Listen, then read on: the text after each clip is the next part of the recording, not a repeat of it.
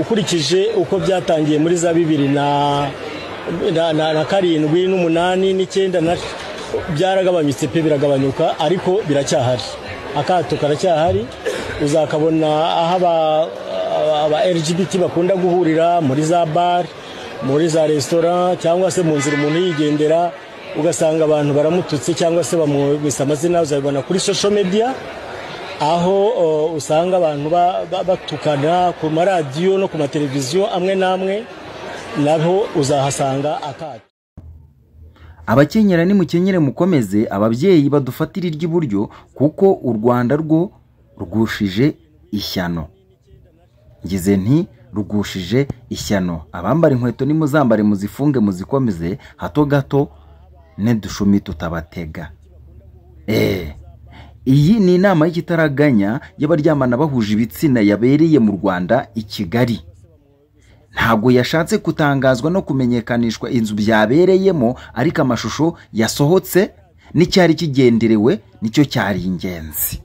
Ari nacyo nshaka ko tuganiraho cyangwa se nshaka kubaganirizaho. Bari bafite intego zigera muri 5 ari nazo ngiye kubabwira hano muri iki kiganiro. Wowe niba utarakora subscribe kuri Big Choice Rwanda, wowe yikore aka kanya kugira ngo utazajya ucikwa n'ibindi biganiro n'izindi nkuru zitandukanye z'ibintu biba byagiye bibera hirya no hino kwisi. Ngiye tugiye kubana mu kiganiro ni Bi Panasha. Bana nanjye subscribe, comment, twagiye. Ese iyi nama yarigamije iki? Mbere yuko tuvuga icyo inama yarigendereye, ndagira ngo tubanze turebe ese ubundi ubutinganyi niki, bwatewe niki, bwaturutse he, bwakomotse kuki? Ese Bibiliya yo ibivuga hiki? Ese bwatangiriye cyangwa se bwatangiriwe nande? Nkuko bivugwa ubutinganyi bivugwa ko bwatangiriye mu gihugu cya Greek, igihugu giherereye mu majyepfo y'Uburayi, gikikijwe n'ibihugu nka Turukiya, Albania, Macedonia ya ruguru na Bulgaria. Ahangaha ni ku iki gihugu kikaba gikora ku nyanja ya Mediterane. Ahangaha niho bivugwa ko ubutinganyi nyirizina bwahereye. Murabizi ko Ubugiriki ni kimwe mu bihugu byari binakomeye kera ndetse bwagiye bukunda kugaragara cyane no muri Bibiliya. Hari ahantu Ubugiriki buvugwa cyane. Ahangaha rero bikaba bivugwa ko ariho ubutinganyi bwatangiriye. Ariko ubutinganyi bikaba bitavugwa ko bwazanywe n'umuntu umwe cyangwa itsinda runaka. Mu bijyanye na filozofi cyangwa se siyanse ikabivuga ko ubutinganyi ari imiterere cyangwa se orientation sexualite yabayeho kuva kera mu mateka y'abantu, ndetse ari naho baza kubihuriza na Bibiliya ahantu ibigaragaza. Ndaje mbereke imirongo imwe n'imwe Bibiliya ivugaho guhera mu isezerano rya kera ndetse tuganagaruke mu isezerano rishya. Bibiliya yo ibivuga hiki? Hano bavuga ko ari genetique, uduce tumwe na tumwe tw'utunyangingo umwana twiremera mu nda y'umubyeyi igihe atwite. Utwo tukaba dufite ahantu duhuriye n'imitsi y'ubwonko cyangwa se n'uburyo bw'imitekerereze, hormoni zivanze. Ariko ibi ngibi ntabwo ariko Bibiliya igirete ibivugaho. Ahangaha bagaragaza ko mu Bugiriki bwa kera ibi bintu byahoze bifatwa nkaho ari umuco cyangwa se byari byemewe. Mu bindi bihugu bya gakondo nka Afurika cyane cyane igihugu cyakomeje kugaragaramo ko cyemeye ubutinganyi na mbere hose ni igihugu cyacu cy'igituranyi ari cyo gihugu cya Uganda. Uganda ya kera ku ngoma y'umwami witwaga Mwanga wa kabiri. Aha naho niho ubutinganyi busa nkaho bwahereye hano muri Afurika. Ariko andi madini ku isi y'Abayahudi, Abakristo, Abayisilamu ubutinganyi bakaba babufata cyangwa se bukaba bufatwa nk'ikizira. Ubwo rero ahangaha filozofi cyangwa se amateka asa nkaho ari cyo abanditsi babigaragajeho ibihugu cyangwa se ibihugu bimwe na bimwe mu mico yabyo uko byagiye byemera uyu muco mubi, uyu mwuka mubi w'ubutinganyi. Ubutinganyi rero mu mateka ya Bibiliya, ubundi mbere yuko dusimbuka gatoya tugera ku ntego z'icyateranyirije iyi nama y'abaryamana bahuje ibitsina hano i Kigali. Iyi nama yakomeje guca ibintu nk'uko mwakomeje kugenda mubona utuvideo duto duto bari kugenda bamamaza. Igamije iki? Dore icyo Bibiliya ibivugaho. Nitwirukira mu ntangiriro ibice 19, inkuru ya Sodoma na Gomora. Mwese murayizi inkuru ya Sodoma na Gomora, ikunze kuvugwa cyane ko hari aho ihuriye n'abaryamana bahuje ibitsina. Ahangaha intangiriro ibino bice 19 mu isezerano rya kera bavuga ko abahungu baho bashatse gusambanya abashyitsi ba Loti, abari abamarayika, niko bikomeza kugenda bivugwa. Iyi nkuru ifatwa na benshi nk'ikimenyetso cy'uko ubutinganyi ari icyaha, ariko abandi bavuga ko icyaha cyari ivangura n'ubugome bwo kutubaha abashyitsi. Ngariyo mpamvu ngo aricyo cyaha hano cyagaragajwe cyane cy'uko aba bashyitsi bashatse gufatirwa ku ngufu hano kwa Loti. Naho mu Barewa ibice 18 umurongo wa 22 ho havuga ngo iki, cyangwa se hatubwira ngo iki? Ntuzaryamane n'umugabo nk'uko baryamana n'umugore, ni ikizira. Abarewi 20 umurongo wa 13 ho haravuga ngo iki? Hemeza ko ari icyaha gikomeye cyane mu mategeko ya Mose. Uko niko Bibiliya igenda ibivugaho hariya mu isezerano rya kera. Noneho isezerano rishya ryo rikaza rivuga ngo iki? Mbere yuko dusimbuka tugana ku cyateranyirije mu Rwanda rino tsinda ry'abagize ubutinganyi mu Rwanda. Ese umuyobozi w'abatinganyi ninde? Yaragendereye iki? Iri tsinda cyangwa iyi nama y'igitaraganya mpuruza yarigendereye iki? Muze kumva agatendo iyi nama yarigamije. Abaroma mu isezerano rishya, Abaroma ba mbere ibice 26 umurongo wa 27. Abaroma igice cya mbere umurongo wa 26 kugeza ku murongo wa 27. Pawulo abivuga iki? Avuga ko abagore n'abagabo bahinduye imibonano isanzwe bagakora ibiteye isoni hamwe n'abahuje ibitsina. Naho Abakorino 6 ibice umurongo wa 9 kugera ku wa 10, Pawulo atondekanya ibyaha by'abazagira ingorane mu bwami bw'Imana, harimo n'abaryamana bahuje ibitsina. Ndagira ngo nkumvishe ahantu hose Bibiliya igenda ivuga ku kintu kijyanye no kuryama abantu bahuje ibitsina, wumve ko nta hantu namwe na gato Bibiliya yigize yemeza cyangwa se yemerera abaryama bahuje ibitsina. Naho muri Timoteyo igice cya umurongo wa mbere igice cya mbere umurongo wa 10, noneho asubira kubyerekeye abaryamana bahuje ibitsina mu rutonde rw'ibikorwa bitemewe. Yari Timoteyo. Uri kumva? Uko nguko niko Bibiliya cyangwa se ijambo ry'Imana nyirizina rigaragaza kuryamana bahuje ibitsina n'uburyo Bibiliya itabyemeramo.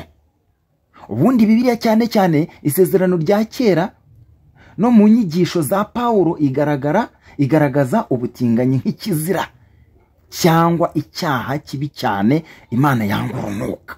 Cyane ko hano muri iri sezerano rya kera ibi babifataga nk'umwanda. Ariko mu gihe cy'amateka imvugo zagiye zisesengurwa mu buryo butandukanye, bamwe bavuga ko yari inyigisho cyangwa se zari inyigisho z'umuco n'igihe byandikiwemo. Abandi bakabifata nk'amateka cyangwa se nk'amategeko y'ibihe byose. Uko niko hano mu isi cyangwa se bongeye kugarura uno muco mubi cyangwa no mwuka mubi mu isi, niko bagenda basa nk'ababigaragaza cyangwa se babivugaho bashaka nko kwirengera.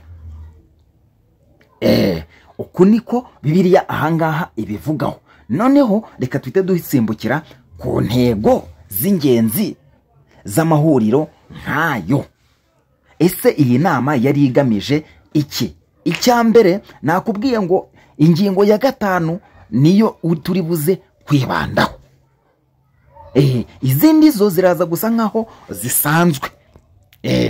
Iri tsinda cyangwa se inama y'igitaraganya yahuje aba baryamana bahuje ibitsina cyangwa se NPJ, I think so. Yari ifite intego hano mu Rwanda zivuga iki? Uze kumva neza ku ntego ya 5 utaza kunyerera ukagwa. Iya mbere, ubuzima n'ubwirinzi mu Rwanda mu gihe uri umutinganyi. Wumve, uze kumva neza, kugira ngo hano bashakaga kugaragaza ibintu bijyanye n'ubuzima bw'imyororokere ku ndwara zandurira mu mibonano mpuzabitsina nka sida n'ibindi, gushyigikirana mu buzima bwa buri munsi. Wumve. Kabiri, uburenganzira bwabo cyangwa se uburenganzira bwa muntu, ariko umuntu muri bo ntago ari umuntu mu buzima busanzwe. Urukumva? Gusobanurira abanyamuryango uburenganzira bwabo nk'abantu n'uburyo bashobora kubibungabunga mu buryo bw'ubutinganyi cyangwa se mu buryo bundi. Nigize dutangira ikiganiro nigize kubabwira ko mu Rwanda nta tegeko ryemerera abatinganyi, ariko hakaba nta n'itegeko rirengera abatinganyi hano mu gihugu cy'u Rwanda. Ahangaha rero iyi ngingo yari irimo irabigisha uburyo ki bagomba kwitwara. Uri kumva? Ahangaha izi ngingo bagiye banazisobanura neza. Noze kumbaza ngo izi ngingo nazikuye he, ariko nicyo kintu mba nakoze kugira ngo nkugezeho amakuru yuzuye. Ingingo ya 3, gufashanya mu buzima busanzwe. Urabizi hari ibintu byigize gutera ugasanga umuntu araguhamagaye, nitwa runaka, ngiye nakwishimiye, ndeka nkushyire agatipo, mu nyuma gatoya ukabyemera nta kibazo, mu nyuma gatoya ugatangira kumva kubwira ngo erega nanaguku. Ibyo bintu babyita amareshya mugeni. Niyo mpamvu ya mafaranga yigize kujya atangwa ngo amakuru dufite ngo nuko bayahaye kugira ngo ayatange abatemera no kurya igiceri cy'icumi. Ni mpaka yatanze kandi azanye umunyamuryango. Iyi ni imigambi satanike. Twakomeje, reka twigire ku ngingo ya 4. Ingingo ya 4 iravuga ngo iki? Gushyigikirana kw'amarangamutima, kuba hamwe, gufashanya, kwitanaho ku bibazo by'ubuzima busanzwe cyangwa se ibibazo byo mu mutwe mu gihe hari uwagiye n'ikibazo, niba navuga ngo ikibazo cya traumatiseri mu mutwe, cyangwa se abagiye bahura n'ibibazo byo kwangirika mu buryo butandukanye. Aya mahugurwa akenshi yo yitabirwa, amwe ategurwa afatanyijwe n'imiryango yita ku buzima cyane cyangwa nk'izindi sosiyete nka za NGO n'izindi nkazo. Ugasanga ahangaha ni nko gushaka insurance ku bikorwa byabo. Aha ni nko gushaka insurance ku bikorwa byabo kugira ngo bagaragaze ko ibintu bagiye gukora cyangwa bagiye kuganiraho ari ibintu byemewe kandi bikaba byemejwe n'aya masosiyete ashinzwe ikijyanye n'ubuzima bwa muntu muri rusange. Yego. Ese abitabiriye iyi nama akenshi baba bagamije iki? Guhugurirwa iki? Atari ugukora ibikorwa bihabanye n'amategeko cyangwa nibyo nakomeje mbabwira. Niyo mpamvu bifashisha iyi miryango yindi ishinzwe yita ku buzima bwa muntu, ishinzwe gutanga ubuzima gatozi ku bijyanye n'ibikorwa nk'ibyo ngibyo biba byagiye bikorerwa mu Rwanda. ahangaha noneho ingingo ya nyuma ariyo yakasamutwe, ariyo ngingo yakomeje kubica bigacika, yavugishije abantu benshi hano mu Rwanda. Ingingo ya 5 ariyo mbi. Nababwiye ngo mukenyere mukomeze mufunge inkweto zanyu hato gato n'udushumi tutabatega. Ingingo ya 5 nugushaka, mubyumve neza, nugushaka abanyamuryango bashya bo kwinjiza muri iri tsinda ryabo, kugira ngo bagire abanyamuryango benshi biturutse n'umuco bashaka kwimakaza hano mu Rwanda cyangwa se hano mu gihugu cyangwa se muri rusange hano mu karere k'ibiyaga bigari. Murabizi ko nka za Uganda ubutinganyi buteye imbere cyane. Murabizi ko abaryamana bahuje ibitsina mu gihugu cya Kenya, ubwo ndi kuvuga EAC muri rusange. Murabizi Kongo. Nyabuneka mwabantu mwe, igihugu kitumva ibi bintu kimwe n'ibindi ni igihugu cyitwa icy'Uburundi. Mubyumve neza kandi mubyiteho. Hano uyu ni umuyobozi mukuru yakomeje avuga ingorane cyangwa se imbogamizi bakomeje kugenda bahura nazo ubwo u Rwanda rwavugaga ko nta kintu abatinganyi cyangwa gahunda y'ubutinganyi ifite yangije cyangwa se atari imwe muri gahunda z'igihugu ziraje ishinga cyangwa se igihugu gihangayikiye. Bivuze ngo mu rundi ruhande ntabwo ngiye gusesengurira leta y'u Rwanda, ariko uko ni wo murongo leta y'u Rwanda yahaye iki kibazo cyangwa se iyi gahunda y'abaryamana bahuje ibitsina, kuko biribukwa ndabyibuka neza aho byigize kubazwa mu nama imwe. Iki kibazo kirabazwa ahise ubutinganyi buremewe. Uko byashubijwe nuko nguko.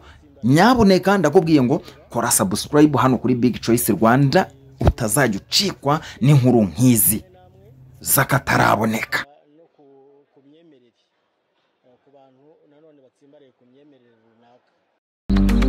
Was the streets like flakes they saw?